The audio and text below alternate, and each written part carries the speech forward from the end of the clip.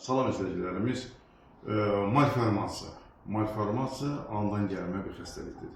Damar xəstəliyi də ən ağır xəstələrdən biridir. Onun formaları var. Bu forma ən çox yayılmış venoz formadır. Bir sürü xəstəni göstərmək istəyirik. Yəni bu xəstə 2 dəfə açıq əməliyyat olunubdur. İzləri görürsünüz bizə barmaqlarında da. Ondan sonra da 2 il əvvəl biz də total endovenoz lazer abilyasiya eləmişik. Yüngüləşmə olubdur. Və sonra skleroterapiya aparmışıq. Xəstənin öz xahişi ilə.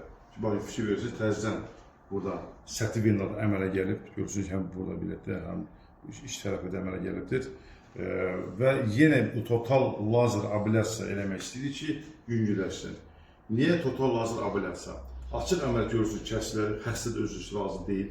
Heç vaxt istəməz açıq əməliyyat, narkozu, kəsilərin yeri, qanaxma. Və mən cərrah kəmində 15 il topçu başına işləmişəm, orada da biz açıq əməliyyat edəndə qanaxma çox oludur, reallıqdır. Skleroterapiya edirsən, maye forması residiv əmələ gəlir. Köpük formasında çox ehtiyatla eləmək lazımdır, çünki gedir tromboz yarar, dərin trombozu. Ona görə o da problemimiz yarar. Amma total lazer abilyasiyada olan heç bir fəsad vermir, residiv vermir və xəstə çox yüngülləşir, şiş də azalır.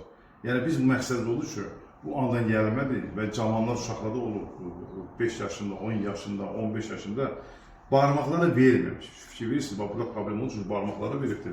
Vəziyyət bu ağırdır. Barmaqları verməmiş. Zəhmət vaxtında gəlsinlər, bir məsləhət alsınlar və nə eləmək olar. Yəni burada da mən valideyni başlayıram ki, bu andan gəlməlidir. Başa düşürəm, qız uşağıdır, amma başqa yolu yoxdur. Dünyada da başqa yolu yoxdur. Çox sağ olun.